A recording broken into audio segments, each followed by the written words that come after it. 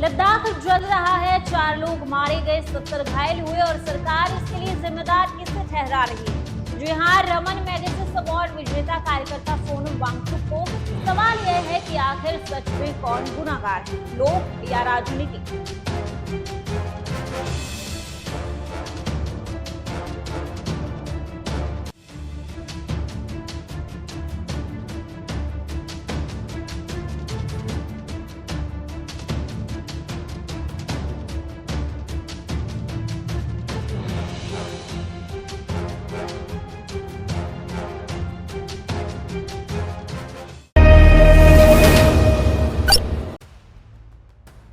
नमस्कार, मैं सुरक्षा और आप देख रहे हैं क्राइम आवाज इंडिया। लद्दाख में हिंसक झड़पों ने पूरे देश को हिला दिया। प्रदर्शनकारियों की पुलिस से भिड़ंत हुई, सरकारी दफ्तर और राजनीतिक पार्टी के दफ्तर जलाए गए, पत्थरबाजी हुई और सुरक्षा बलों को भी चोटें आई। गृह मंत्रालय का आरोप साफ है, सोनम वांगचुक ने अपनी भूख हड़ताल खत्म करने से इनकार कर दिया। अपने भाषणों में अरब स्प्रिंग और नेपाल के जन आंदोलन का जिक्र करके युवाओं को भड़काया गया और नतीजा ये निकला कि भीड़ सड़कों पर उतर आई और हालात बेकाबू हो गए। सरकार का कहना है कि हिंसा अपने आप नहीं भड़की, बल्कि जानबूझकर करवाई गई। सूत्रों ने तो यहाँ तक कह दिया कि लद्दाख युवा गुमराह किए गए और यह सब निजी महत्वाकांक्षा और संकीर्ण राजनीति का खेल है। उधर प्रशासन का आरोप है कि भीड़ ने सीआरपीएफ जवानों को जिंदा जलाने की कोशिश की। स्थानीय बीजेपी ऑफिस में आग लगाई गई और लद्दाख हिल काउंसिल असेंबली हॉल को भी नहीं बख्शा गया। पर टर्निंग पॉइंट तब सामने आया जब वांगचुक का बयान आया।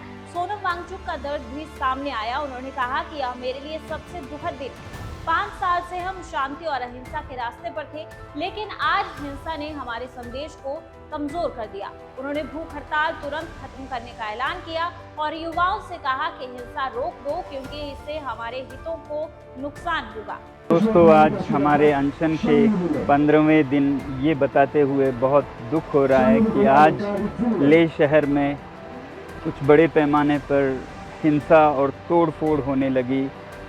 कई कार्यालयों को तोड़ा गया, आग लगा दी गई और गाड़ियों को पुलिस के आग लगा दी गई। इससे पहले मैं आपको ये बताऊं कि कल यहाँ पर जो 35 दिन के अनशन पे बैठे थे, उनमें से 2 लोग अस्पताल में उन्हें ले जाना पड़ा बहुत गंभीर स्थिति में। इससे लोगों में बहुत रोष जागा और आज पूरे लेह में बंद की घोषणा की गई और फिर युवा पीढ़ी हज़ारों की संख्या में बाहर आ गए। कुछ लोग सोचते हैं कि ये हमारे समर्थक थे। मैं कहूँगा हमारे समर्थक से ज़्यादा, हालांकि समर्थक पूरा लद्दाख है इस मुद्दे पर, लद्दाख के, मगर ये युवा पीढ़ी का बड़ास था, एक तरह का जेन ज़ी रेवोल्यूशन जो कि उनको सड़कों पे लाया। 5 सालों से वो बेरोज़गार हैं, एक के बाद एक बहाने करके उन्हें नौकरियों से बाहर रखा जा रहा है और फिर लद्दाख को संरक्षण नहीं दे रहे हैं। मैं हमेशा बोलता आया हूँ कि ये नुस्खा है समाज में अनरेस्ट का, सोशल अनरेस्ट का, कि आप बिना काम काज के युवा को रखें और उनके जो लोकतांत्रिक अधिकार हैं उनको भी छीन लें ना। आज यहाँ पर कोई लोकतंत्र का मंच नहीं है और 6वां शेड्यूल जिसकी घोषणा की थी, वचन दिया था, वो भी नहीं माना गया। फिलहाल मैं इनमें नहीं जाना चाहूँगा। मैं अपील करता हूँ लद्दाख के युवा पीढ़ी से कि वो जो भी हो इस रास्ते पर न चलें, हिंसा के रास्ते पर। ये मेरे 5 साल के कोशिशों को नाकाम कर देता है। अगर हम इतने सालों से अनशन कर रहे हैं, शांति से पदयात्रा कर रहे हैं और फिर अंत में अगर हिंसा कर बैठे, तो ये हमारा रास्ता नहीं है। इसलिए मैं फिर युवा पीढ़ी से हाथ जोड़कर विनती करता हूं कि हम शांति के ही रास्ते से सरकार को कहें और सरकार भी, मैं चाहता हूं कि शांति के संदेश को सुने। जब वो शांति को अनसुनी कर दें, 1 बार अनशन, 2 बार अनशन, 5 बार तक अनशन करे कोई, लेह से दिल्ली तक पैदल चले आए शांति से और उसका भी कोई अनसुना कर दे, तो फिर इस तरह के हालात आते हैं। इस समय मैं सरकार से कहूँगा कि वो संवेदनशील हो लद्दाख के बारे में और युवा पीढ़ी से कहूँगा कि वो शांति के रास्ते पे चले। मैं पूरे देश से ये बताना चाहता हूँ कि ये रास्ता मेरा दिखाया हुआ नहीं है, ये उनके बड़ास का एक परिणाम है, मगर ये बड़ास निकालने का समय नहीं है। शांति से, ठंडे दिमाग से सरकार के साथ वार्तालाप करने का समय है। आज बस इतना ही, अभी बस इतना ही। बहुत बहुत धन्यवाद।